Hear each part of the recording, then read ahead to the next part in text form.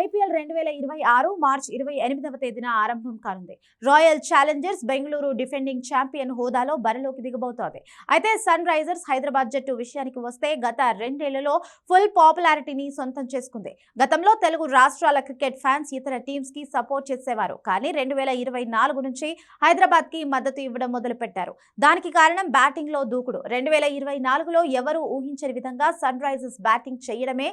Abhishek Sharma, Travis Head, Heinrich క్లాసెన్లు చెలరేగిపోయారు.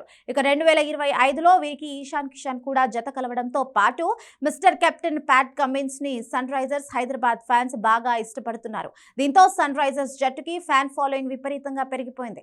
గత season తొలి మ్యాచ్ లోనే సెంచరీ కొట్టిన ఇషాన్ కిషన్ ఆ తర్వాత ఫెయిల్ అయ్యారు. అయితే ఇప్పుడు అద్భుతమైన ఫామ్ లోనే ఉన్నారు. భారత టీ20 ప్రపంచ కప్ గెలవడంలో తన వంతు పాత్ర పోషించాడు.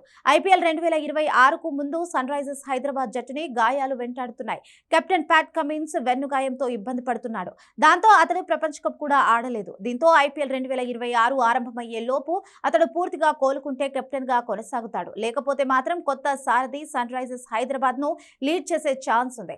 కాగా ఎస్ఆర్హెచ్ కెప్టెన్సీ పగ్గాలు అందుకునేందుకు 3 ఆటగాళ్లు రేస్ లో ఉన్నారు. Heinrich Klaasen, Travis Head, Ishan కిషన్లు ముందు వరుసలో కొనసాగుతున్నారు. గాయం కారణంగా ఐపీఎల్ 2026కు ప్యాట్ కమిన్స్ దూరమైతే ఈ ముగ్గురులో ఒకరు కెప్టెన్ గా బాధ్యతలు చేపట్టే ఛాన్స్ ఉంది. గతేడాది ముగిసిన సయ్యద్ ముస్తాక్ అలీ ట్రోఫీలో జార్ఖండ్ జట్టుకు కెప్టెన్ గా వ్యవహరించిన ఇషాన్ కిషన్ ట్రోఫీని అందించాడు. 2016లో జరిగిన అండర్-19 ప్రపంచ కప్ లో భారత్ కెప్టెన్ గా పనిచేసిన అనుభవం ఉంది. అప్పుడు టీమిండియాను విశ్వ విజేతగా నిలబెట్టాడు. కమిన్స్ ఐపీఎల్ కి ఒకవేళ దూరమైతే సన్ రైజర్స్ జట్టుకి కెప్టెన్ గా ఇషాన్ కిషన్ కరెక్ట్ అని ఫ్యాన్స్ పేర్కొంటున్నారు.